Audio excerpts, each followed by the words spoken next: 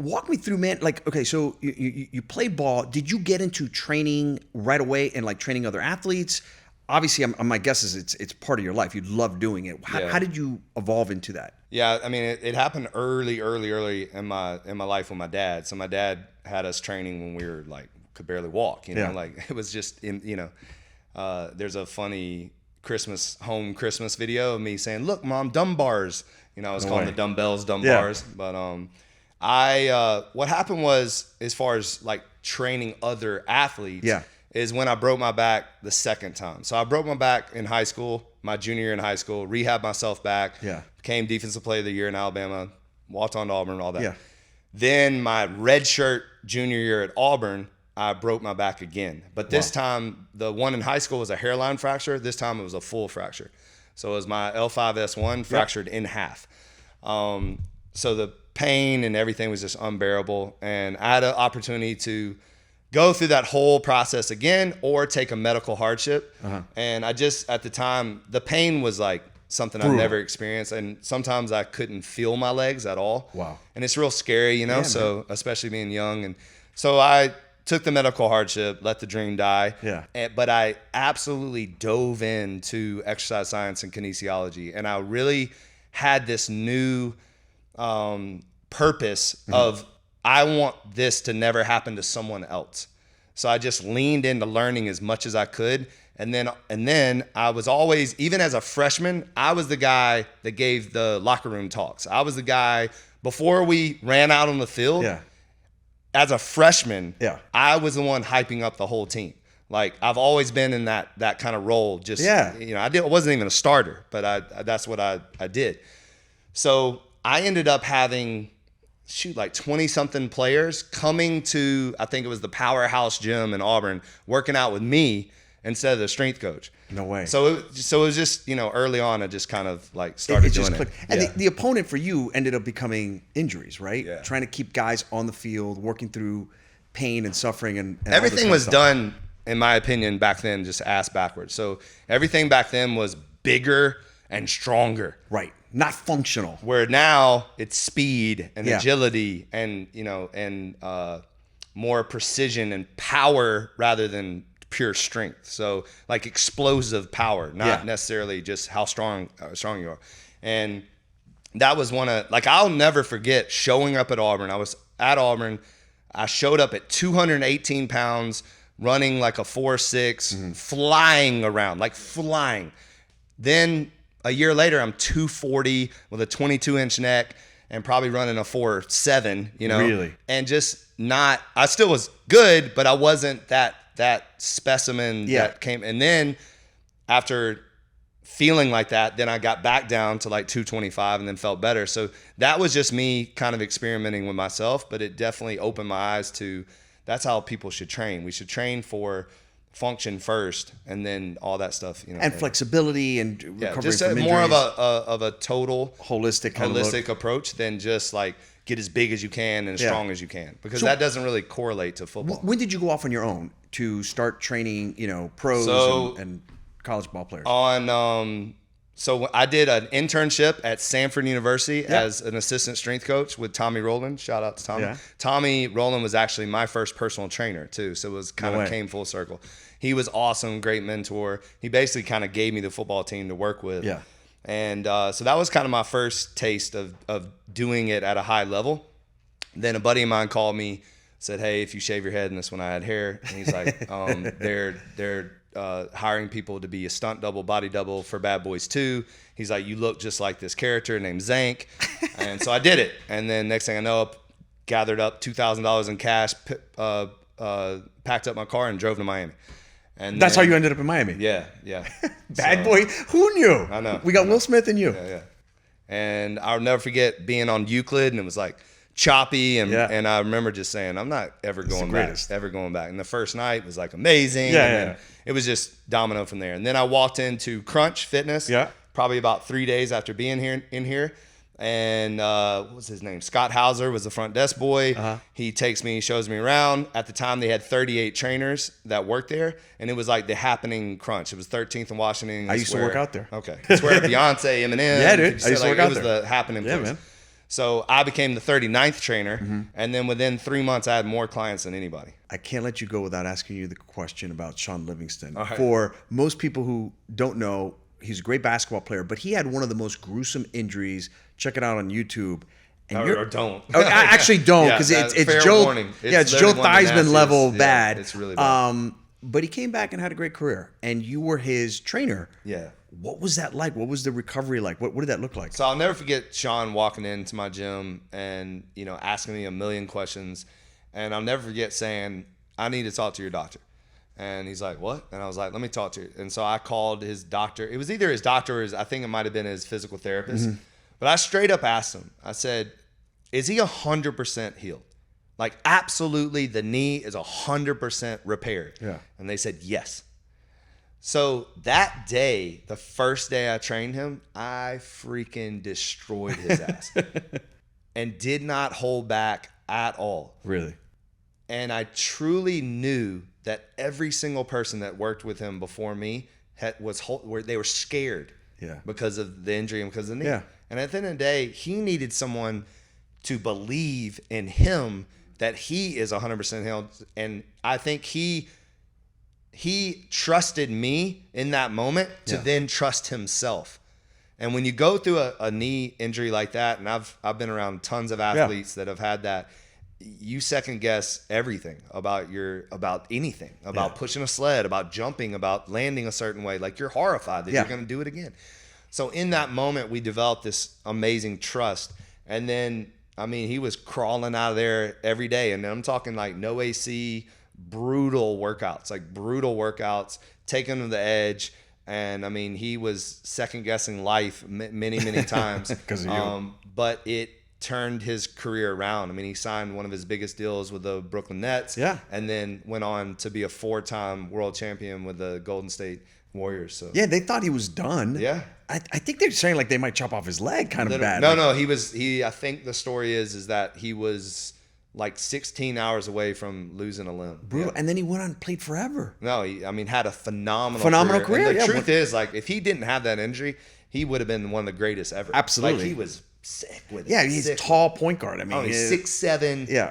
He had moves for days. Like, he's one of the true mid-range players. They don't even exist anymore. Yeah, great passer.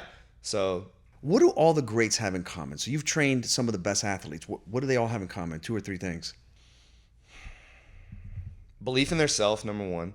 So a lot of confidence. A lot of confidence. And a lot of the confidence comes from the work ethic. Really? It comes from the years and years and years of them being in the gym or the weight room or on the field and working on themselves. So I think that that's the biggest thing I can say. Secondly is I feel like almost all really good athletes have a chip on their shoulder. Really? Have someone told them they are not going to make it. Someone, or maybe they're competitive with another guy, or we're true. All great ones are true competitors. Like, if we play ping pong, I'm whooping your ass. True competitors. Yeah. And then lastly, just obsessed. Like this is the only thing in their life. This is it. This is what I do. I live it. Especially basketball players. Yeah. Basketball players, like a guy like Joe Johnson. Yeah. Now yoga is life, but shout out to Joe. That dude played forever. And he still can play. Really? Like, he is, and it's because of his dedication to his craft. Yeah. Dedication to his body that has to do the craft. Like, that's something I'll never understand, is when these athletes are not taking care of their bodies. Crazy. Especially the amount of money they make. Yeah. Like, it doesn't make any sense. And there's a lot of young athletes that are not. And blows they don't my last. mind, man. And they don't last. But you truly can see, in business, the 1%ers are few and far between. 100%. You know, the reason why there's only 3 athletes, 4 athletes hanging on my walls is because there's not a whole lot to choose from. There really isn't. Yeah. And that's kind of mind-blowing if you really think about it. But people don't, Tim Grover says it, like there's only a few. There's only a few, and those are the greats. Want it, They really want it. They're hungry. They're willing to obsess over it. Almost like a sickness. I think one of the problems with some of these guys when they retire is, where do they get that? How can you reproduce that in everyday life? It's tough for them. Yeah, I wish there was more outlets for them. Yeah. I've had some horrible stories with some of my NFL guys just they blow all their money, losing all their money, and then not having any purpose. Yeah. And I think all the leagues could do a better job of supporting these guys when the career is over, from a health standpoint. Yeah. You know, more assistance and like insurance and doctors and just, you know, being able to lean in on that. And then secondly, business opportunities. You know, like getting them in front of people like me, getting them in front of people like that do sales, getting them in front of anybody. You like just opening doors for them that they don't have to necessarily be passive investors. Right. Like they could actually open up their own business. I've got a great story of Stephen Tulloch, one of my former clients, and linebacker. Yeah. And he's Circle House Coffee, and he's thriving. And that's the thing, is that I don't know if they all know that it's the same thing. It's the same thing that you learn, that discipline, that you know, teamwork, the structure, the teamwork, how to build systems. How to coach. I mean, at the end of the day, it's like you're now. What happens is you go from athlete to coach. Right. That's really it. You're transferring the playbook. You're transferring. Yeah, exactly. So I mean, I love Ricky Jean Francois. Yeah. I think he owns now 40 Dunkin' Donuts. And no way. And then he has other projects, and he just loves learning about business and entrepreneurship and growth. And so, I mean, Matt Kemp has amazing businesses, barbecue, good gyms, like, and he made he made a few bucks. Bit of money. Yeah. And then Charles Johnson. Yeah. I mean, it's interesting. A lot of my guys are very successful outside the field. So. Well, my guess is the kinds of guys that were drawn to you had a little bit of this gene. They had to, because so the guys that came into my gym, so I never treated anybody different. Mm-hmm. Meaning, if you walked into my gym, you're busting your ass. Or Joe Johnson walked into my gym, I'm busting your ass. Like we're working. Like I'm not gonna, you know, treat you any different. I'm yelling at you just like I yell at the 17-year-old kid that comes in here. So it was a wake up call for them, and I got into a lot. I mean, Ricky Jean now, like we almost fought every day. So I got into a lot of verbal arguments, a lot of pushback. Everybody thought I was crazy, but to this day, I'll do the same thing all over again. Like, you know, but that's why I don't train anymore, though, is because these kids can't handle. They can't handle it. What I used to do back then. Like nobody can. So it's hilarious now. Like, you know, I created Pitt, right? Right. And everyone asked me, like, you know, when are you going to coach again? When are you going to do? And I'm like, y'all can't. I can't. You can't. I would, first of all, I'd be on the cover of the news story like that. You know, I made 7 women cry, or, you know, or so. Like I can't. What we did back then. Yeah, you can't get away with it today. Can't even get away with it. Like that's why, like, you know, like a Bob Knight, he can't coach. No, he could have coached. Dude. You kidding me? You know, kidding me? Like, No. Bill Parcells, like no. But I got a sense if you brought some of that old, if you got a young guy who would accept it, and you brought some of that old, you're gonna make that guy so fucking tough that he's gonna eat the young generation alive. They're not tough enough. Yeah, but you gotta.